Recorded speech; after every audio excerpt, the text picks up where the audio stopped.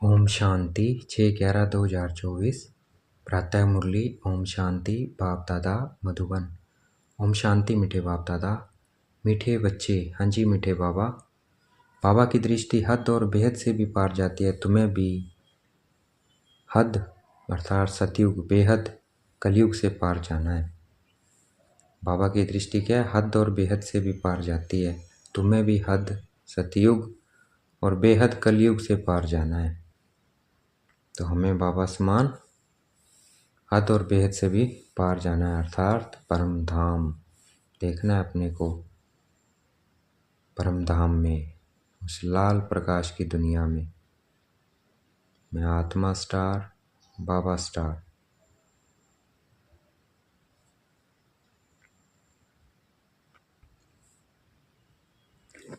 प्रश्न है, ऊंच से ऊंच ज्ञान रत्नों की धारणा किन बच्चों को अच्छी होती है? ऊंच से ऊंच ज्ञान रत्नों की धारणा किन बच्चों को अच्छी होती है? उत्तर, जिनका बुद्धि योग एक बाप के साथ है, पवित्र बने हैं। बुद्धि योग एक बाप के साथ है और पवित्र बने हैं, उन्हें इन रत्नों की धारणा अच्छी होगी। इस ज्ञान के लिए शुद्ध बर्तन चाहिए। उल्टे सुल्टे संकल्प भी बंद हो जाने चाहिए। बाप के साथ योग लगाते लगाते बर्तन सोना बने, तब रतन ठहर सके। ओम शांति। मीठे मीठे रूहानी बच्चों को रूहानी बाप बैठ रोज रोज समझाते हैं। यह तो समझाया है बच्चों को, ज्ञान भक्ति और वैराग्य क्या है। सृष्टि चक्र बना हुआ है। ये सृष्टि चक्र किसका बना हुआ है? ज्ञान भक्ति और वैराग्य का। बुद्धि में यह ज्ञान रहना चाहिए। तुम बच्चों को हद और बेहद से पार जाना है। बाप तो हद और बेहद से पार है, उनका भी अर्थ समझना चाहिए ना। बाप तो हद और बेहद से पार है, उनका भी अर्थ समझना चाहिए ना। रूहानी बाप बैठ समझाते हैं। यह भी टॉपिक समझानी है कि ज्ञान भक्ति पीछे है वैराग्य। ज्ञान को कहा जाता है दिन, जबकि नई दुनिया है ज्ञान में, उसकी प्रारब्ध, उसमें यह भक्ति है, ज्ञान है नहीं। वह है हद की दुनिया, क्योंकि वहाँ बहुत थोड़े होते हैं, इसलिए हद की दुनिया है वो। फिर आहिस्ते आहिस्ते वृद्धि होती है। आधा समय बाद भक्ति शुरू होती है। वहाँ संन्यास धर्म होता ही नहीं है, संन्यास या त्याग होता ही नहीं है। कहाँ? नई दुनिया में, सतयुग में। फिर बाद में सृष्टि की वृद्धि होती है, ऊपर से आत्माएं आती जाती है। यहाँ वृद्धि होती रहती है, हद से शुरू होती है, भेद में जाती है। बाप की तो हद और भेद से पार दृष्टि जाती है। जानते हैं हद में कितने थोड़े बच्चे होते हैं, फिर रावण राज्य में कितना वृद्धि हो जाती है। अब तुमको हद और बेहद से भी पार जाना है।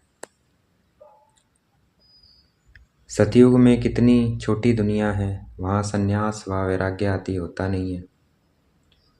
बाद में द्वापर से लेकर फिर और धर्म शुरू होते हैं। संन्यास धर्म भी होता है, जो घरबार का संन्यास करते हैं।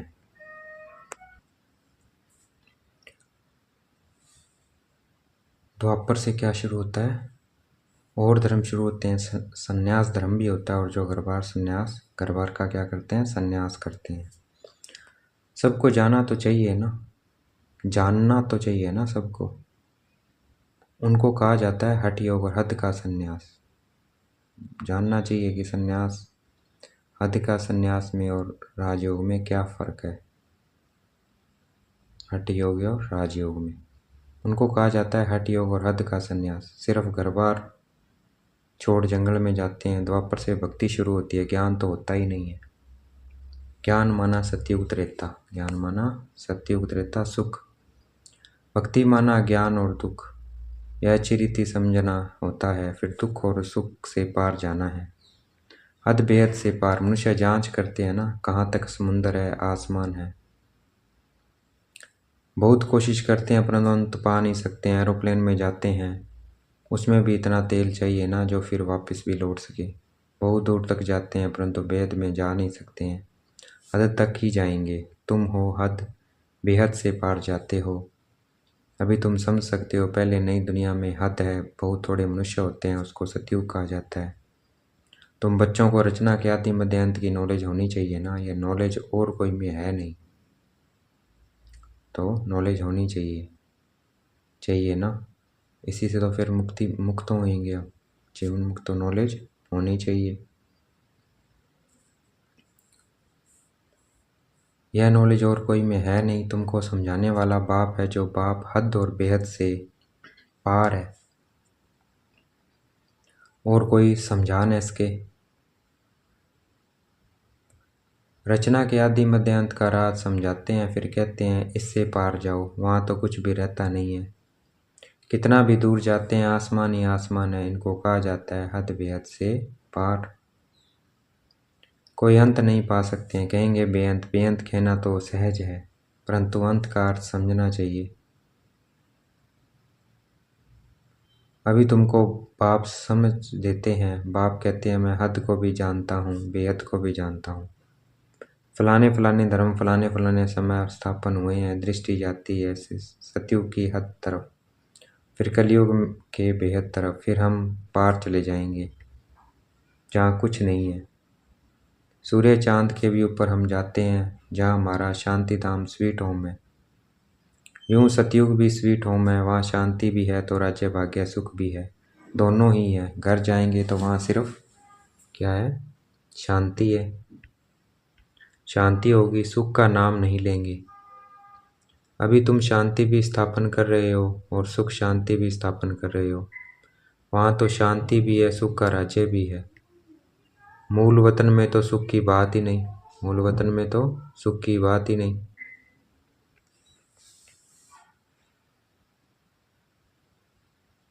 आधा कल्प तुम्हारा राज्य चलता है, फिर आधा कल्प के बाद रावण का राज्य आता है। अशांति है ही 5 विकारों से। 2500 वर्ष तुम राज्य करते हो, फिर 2500 वर्ष बाद रावण राज्य होता है। 2500 वर्ष क्या है?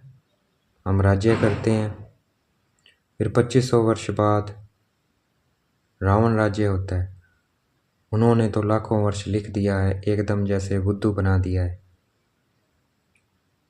एकदम जैसे लाखों वर्ष लिखने से क्या हो गया? बिल्कुल बुद्धू बना दिया है। 5000 वर्ष के कल्प को लाखों वर्ष कह देना, बुद्धूपना कहेंगे। बुद्धूपना कहेंगे। जरा भी सभ्यता नहीं है। देवताओं में कितनी दैवी सभ्यता थी, अब वह अब असभ्य हो पड़ी है।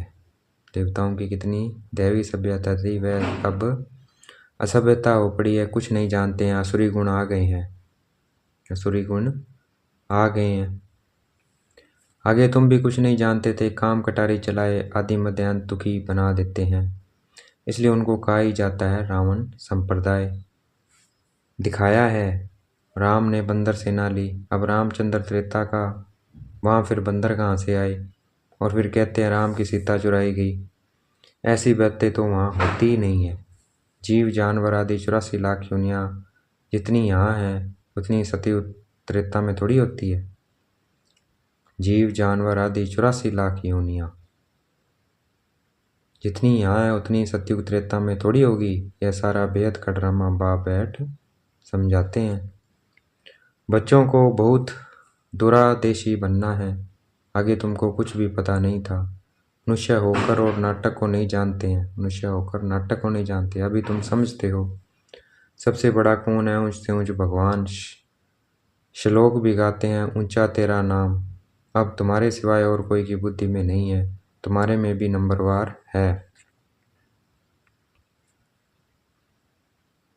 बाप हद और बेहद का दोनों राज समझाते हैं।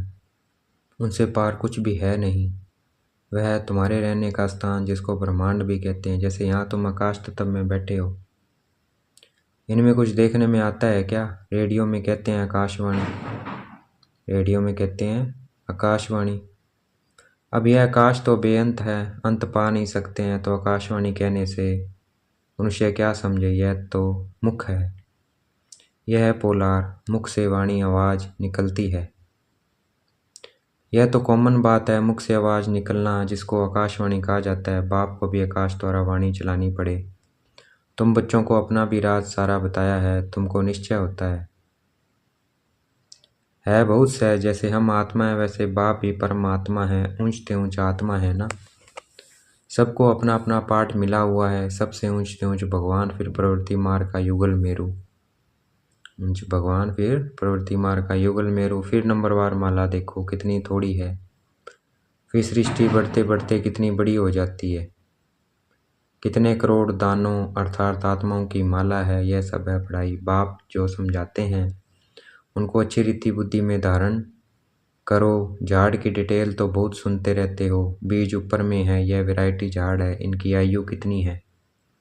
झाड़ वृद्धि को पाता रहता है तो सारा दिन बुद्धि में यही रहे। इस सृष्टि रूपी कल्प वृक्ष की आयु बिल्कुल एक्यूरेट है। 5000 वर्ष से 1 सेकंड का भी फर्क नहीं हो सकता है। तुम बच्चों की बुद्धि में है अब कितनी नॉलेज है जो अच्छे मजबूत हैं।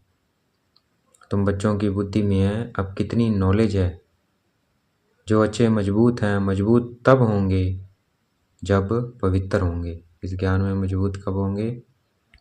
जब पवित्र होंगे। इस नॉलेज की धारणा करने के लिए सोने का बर्तन चाहिए, इसको धारण करने के लिए। फिर ऐसा सहज हो जाएगा जैसे बाबा के लिए सहज है। ऐसा सहज हो जाएगा जब सोने का बर्तन बन जाएगा जैसे बाबा के लिए।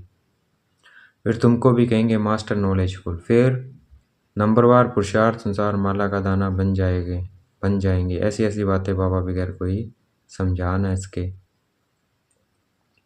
यह आत्मा भी समझा रही है। यह आत्मा भी समझा रही है। कौन? ब्रह्मा बाबा। बाप भी स्तन द्वारा ही समझाते हैं, शिव बाबा भी, परमात्मा भी। न कि देवताओं के शरीर से समझाते हैं, बाबा ब्रह्मा तन से समझाते हैं। बाप एक ही बार आकर गुरु बनते हैं, फिर भी बाप को ही पाठ बजाना है। 5000 वर्ष बाद आकर पाठ बजाएंगे। बाबा भी पाठ बजाते हैं ब्रह्मा शरीर से। बाप समझाते हैं ऊंच से ऊंच मैं हूँ, फिर है मेरू जो आदि में महाराजा महारानी है। वह फिर जाकर अंत में आदि देव आदि देवी बनेंगे। यह सारा ज्ञान तुम्हारी बुद्धि में है। तुम कहाँ भी समझो तो वंडर खाएंगे, तुम कहाँ भी समझाओ तो वंडर खाएंगे। यह तो ठीक बातें हैं। मनुष्य सृष्टि का बीज रूप ही नॉलेजफुल है। उनके बगैर और कोई नॉलेज दे नहीं सकते हैं। यह सब बातें धारण करनी है, परंतु बच्चों को धारण होती नहीं है बहुत सिंपल, कोई मुश्किलात नहीं है। एक तो याद की यात्रा चाहिए इसमें, जो फिर पवित्र बर्तन में रतन ठहरे। यह उच्च से उच्च रतन है। बाबा तो जवारी था, बहुत इच्छा हीरा मणिक आदि आता था तो चांदी की डिब्बी में कपूस आदि में अच्छी रीति रखते थे। जो कोई भी देखे तो कहेंगे यह तो बड़ी फर्स्ट क्लास चीज़ है। यह भी ऐसी है, अच्छी चीज़ अच्छे बर्तन में शोभती है। तुम्हारे कान सुनते हैं, उनमें धारणा होती है पवित्र होगा। बुद्धि योग बाप से होगा तो धारणा अच्छी होगी।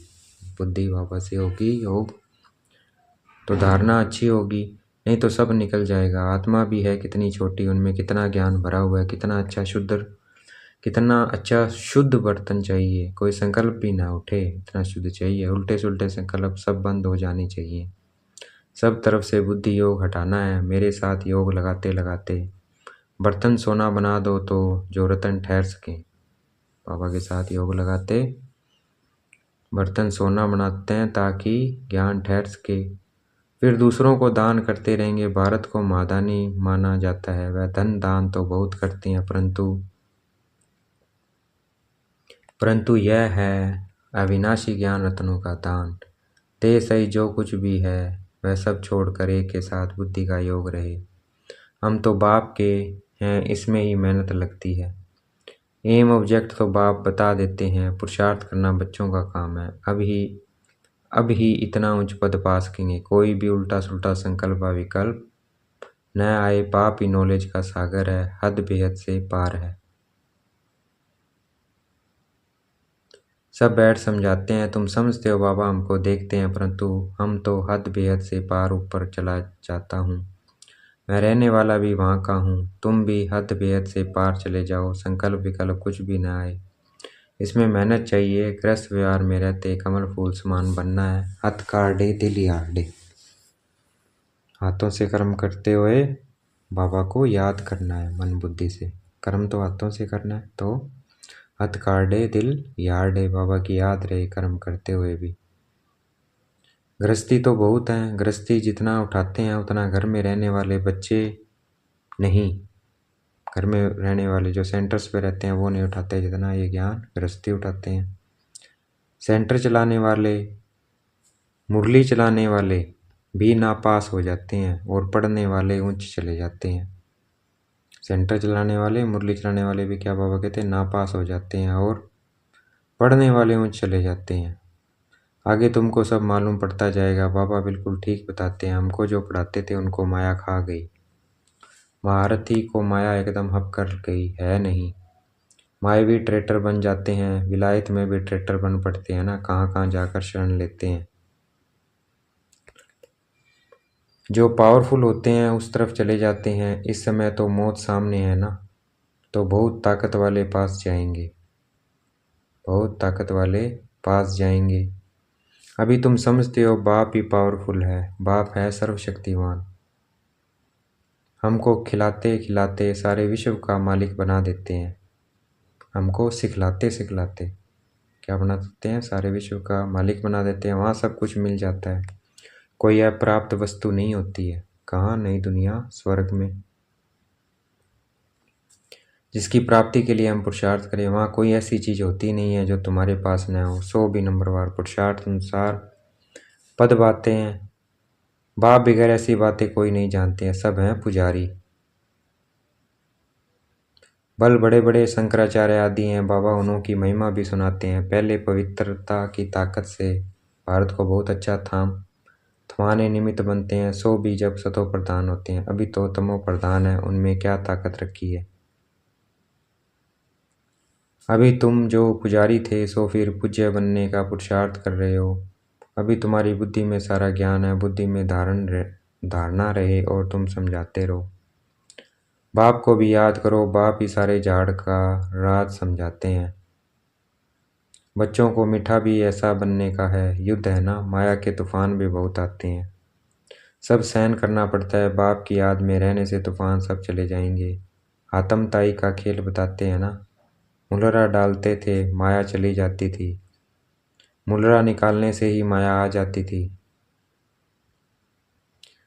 छुई मुई होती है ना, हाथ लगाओ तो मुरझा जाते हैं। माया बड़ी तिखी है, इतना ऊंच पढ़ाई पढ़ते पढ़ते बैठे बैठे गिरा देती है। इसलिए बाप समझाते रहते हैं।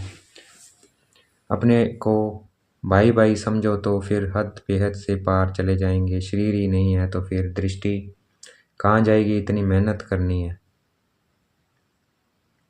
सुनकर फा नहीं हो जाना है, कलप कलप तुम्हारा पुरुषार्थ चलता है और तुम अपना भाग्य पाते हो। बाप कहते हैं पढ़ा हुआ सब भूलो, बाकी जो कभी नहीं पढ़े हो वह सुनो और याद करो। उनको कहा जाता है भक्ति मार्ग। तुम राज ऋषि हो ना, जटाएं खुली हो और मुरली चलाओ। साधु संत आदि जो सुनाते हैं वह सब है मनुष्य की मुरली। यह है वेद के बाप की मुरली। सतयुग त्रेता में तो ज्ञान के मुरली की दरकार ही नहीं है। वहाँ न ज्ञान की न भक्ति की दरकार है। ये ज्ञान तुमको मिलता है इस संगम युग पर और बाप ही देने वाला है। अच्छा, देखेंगे बाप दादा हमें याद प्यार दे रहे हैं। मीठे मीठे से गलते बच्चों प्रति माता पिता बाप दादा का याद प्यार और गुड मॉर्निंग। रूहानी बाप की रूहानी बच्चों को नमस्ते। हमें भी याद प्यार देना है। हम रूहानी बच्चों के रूहानी बाप दादा को दिलवा जान शिकवा प्रेम से बेहद का याद प्यार और नमस्ते। धारणा के लिए मुख्य सार, बुद्धि में ज्ञान रत्नों को धारण कर दान करना है। हद भेद से पार ऐसी स्थिति में रहना है जो कभी भी उल्टा सुल्टा संकल्प व विकल्प न आए। हम आत्मा भाई भाई हैं, यही स्मृति रहे। माया के तूफानों से बचने के लिए मुख में बाप की याद का मुलरा डाल लेना है। सब कुछ सहन करना है, छुई मुई नहीं बनना है, माया से हार नहीं खानी है। देखेंगे बाप दादा ने मस्तक पे हाथ रखा हुआ है, वरदान दे रहे हैं।